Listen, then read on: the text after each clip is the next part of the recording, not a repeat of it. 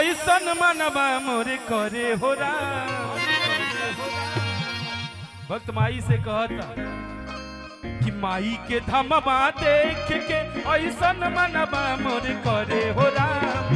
माई के धमवा देख के ऐसन मनवा मोरे करे हो राम। रह जैती हम यही नगरिया, रह जैती हम यही नगर, जैती ना अपना घरे हो राम।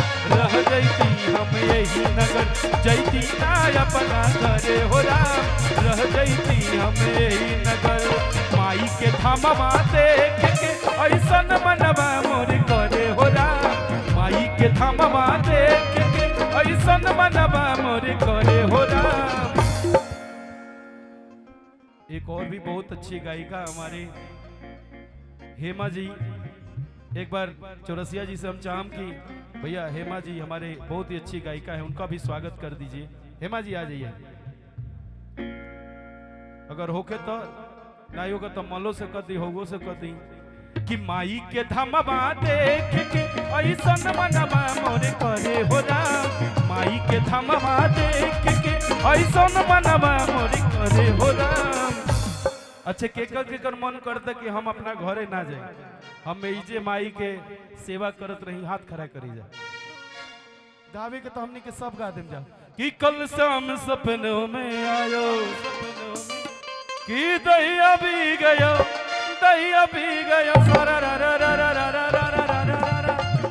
लेकिन हमनी के बानी जब पूर्वांचल के भैया प्योर भोजपुरी है, हम जानता नहीं कि कम से कम 99% रुआ सबने भोजपुरी सोचता हूँ मुझे का कहता नहीं।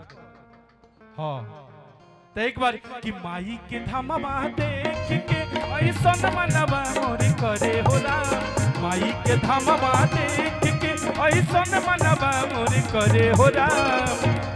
बोल दी सच्चे दरबार की, दोनों हाथ खड़ा करके पीछे तक ले बोल सच्चे दरबार की रह जैती हम यही नगरिया, रह जैती हम यही नगर, जैती ना अपना घरे हो राम।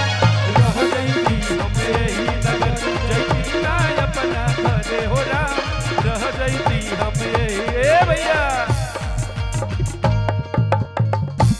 कि ब्रह्मा जी आई को हरावेले, कि शंकर जी डमरू बजावेले, कि बिना के तन नारद बाबा कि माई भजनिया सुनावेले। शंकर जी आई को हरावेले, मंगली डमरू बजावेले, बिना के तन नारद बाबा माई भजनिया सुनावेले। काम धेनु गैया से खुश रहस मैया, अपने दूधवा भरे हो राम। काम धेनु गैया से खुश रहस मैया, अपने दूधवा भरे हो राम। रह जैती हम नगरिया, रह जैती हम नगर, जैती ना अपना घर